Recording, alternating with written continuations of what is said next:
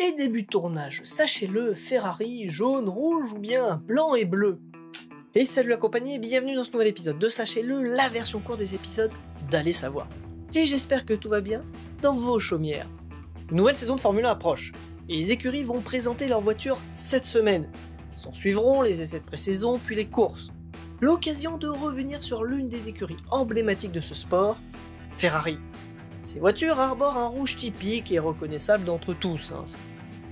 Mais bon, ce ne fut pas toujours le cas. Parfois jaune, parfois bleu et blanche. Du coup, quelle est la couleur originelle de Ferrari? Dans tous les cas, c'est moche le jaune. Enfin, ça va bien avec ce style de voiture moche et pas très écologique, donc pas belle. Vive l'électrique! À bas du temps du Commendatore, ils ont été virés cet énergumène. Alors oui, Enzo Ferrari, fondateur et dirigeant emblématique de Ferrari, était assez intransigeant. Rien ne vaut l'odeur de l'essence et le bruit d'un moteur comme réveil. Et effectivement, les voitures électriques n'ont d'écologique qu'un argument fallacieux de vente. Le jour où les batteries et l'électricité seront réellement propres, cet argument sera valable. En attendant, nous n'allons pas parler d'énergie propre ici, mais plutôt faire un peu d'histoire du sport automobile, donc d'un sport polluant. Plus exactement, les fameuses voitures rouges frappées d'un cheval cabré.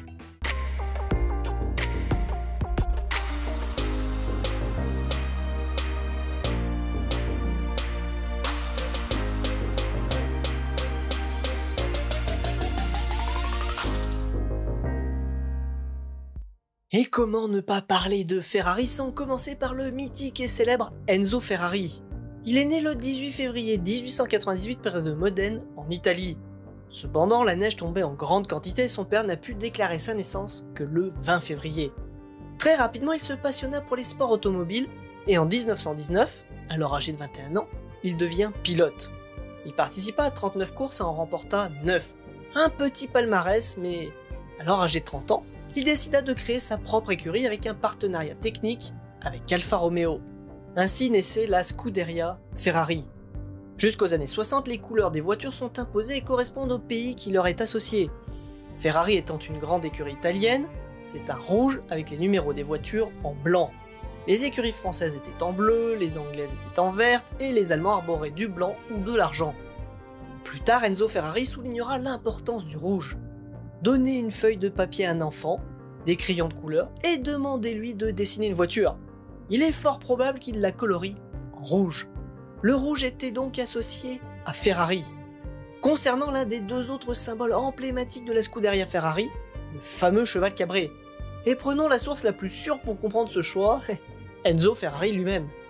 L'histoire du petit cheval cabré est simple et fascinante.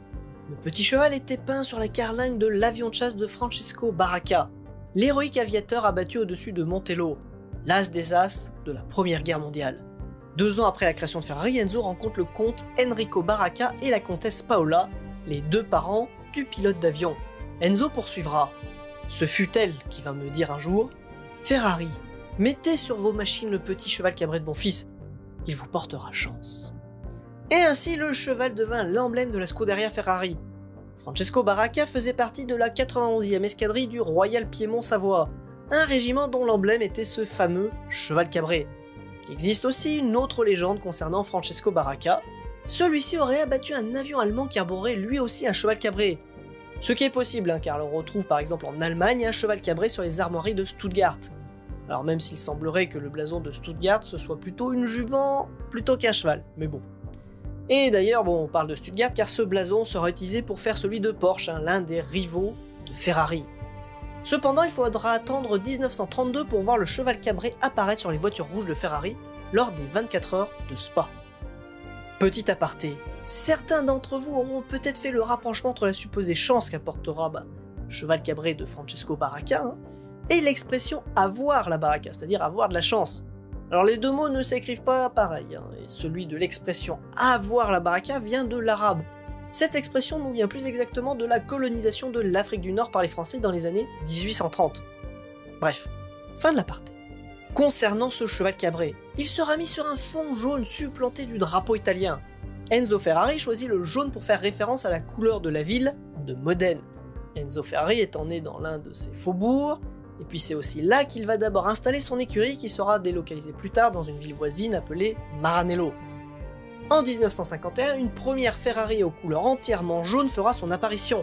Elle a le doux nom de Ferrari 195 Inter et est alignée sur la Coppa Intereuropa le 15 avril 1951. C'est le pilote italien Salvatore Amendola qui sera à son volant et terminera en deuxième position. En compétition, quelques Ferrari vont arborer le jaune. Cependant, nous sommes toujours dans la période où les couleurs sont imposées. Mais cela n'est en vigueur que dans les grandes compétitions comme la Formule 1. Dans des catégories moins importantes, vous pouviez transgresser sans trop de problèmes ce point de règlement. Mais Ferrari a eu des voitures jaunes en Formule 1. En effet, certaines écuries n'avaient pas les moyens de créer une voiture et acheter des châssis, des voitures complètes à d'autres constructeurs. Ce fut le cas de l'écurie nationale belge qui utilisa 2 Ferrari en 1955. Et devinez quelle était la couleur de la Belgique en compétition automobile? Le jaune, bien évidemment. Et pour la petite anecdote, un certain Lucien Bianchi roula dans cette écurie entre 1959 et 1962, mais par contre pas sur une Ferrari.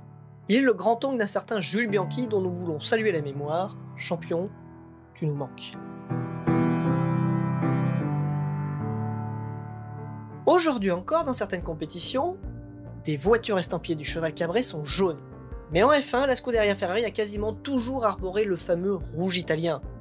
Cependant, il existe une petite exception avec cette Ferrari blanche et bleue qui apparaît à l'issue d'un conflit entre Enzo Ferrari et la Fédération automobile italienne. En effet, suite à un problème d'homologation de la 250 LM en 1964, l'ACI, organe directeur du sport automobile italien, n'a pas soutenu l'écurie italienne face à la FIA. Le commendatore décida de rendre sa licence et de courir pendant 2 courses, celle des États-Unis et du Mexique, sous le nom de North American Racing Team ou NART. Du coup, une écurie américaine, c'est blanc rayé de bleu ou l'inverse, au choix. Et Surtees sera même sacré champion sur une Ferrari qui du coup n'est pas rouge, d'ailleurs c'est le seul. C'est aussi le seul à avoir été champion du monde moto et auto. Bon, alors après une fois le litige réglé, les voitures redeviendront rouges et l'équipe reprendra le nom de Scuderia Ferrari. Nous avons aussi eu une Ferrari rouge avec le nez noir pour rendre hommage aux victimes des attentats du 11 septembre 2001, ou encore en 2005 pour le décès du pape Jean-Paul II. Bref, voilà pour les couleurs et symboles arborés par Ferrari. Merci à vous de nous avoir suivis. Et n'oubliez pas le pouce en l'air ou le pouce vers le bas pour que je puisse savoir si vous avez aimé ou non cet épisode, de commenter, de partager, de vous abonner, de cliquer sur la cloche. Bien sûr, c'est tout ça, voilà, vous avez envie, je ne vous force pas. Mais s'il vous plaît, merci. Et puis je vous donne rendez-vous la semaine prochaine pour un autre épisode. Bon allez, on va faire une bonne grosse blague de fin, vu que la dernière fois j'ai pas pu la faire. Quelque peu assoupi, j'en suis désolé, donc voilà une plus longue pour aujourd'hui. Quand Enzo Ferrari nous a quittés, il a directement été accueilli par Saint-Pierre et Dieu, qui aimait beaucoup ces belles voitures, donc direction le paradis direct. Bref, ils ont longuement discuté, notamment sur les méthodes de création des chefs-d'œuvre d'Enzo Ferrari. Et à un moment donné, Dieu va demander l'avis d'Enzo Ferrari sur ses propres créations, c'est-à-dire l'homme et la femme. Enzo Ferrari va répondre que les hommes semblaient assez bien conçus, pas trop mal. Par contre, il lui semblait qu'il y avait un petit point sur la femme qui souffrait d'un défaut de conception. Lui n'aurait jamais placé l'admission si près du pot d'échappement. Voilà. Bref, merci à vous. Fin de tournage.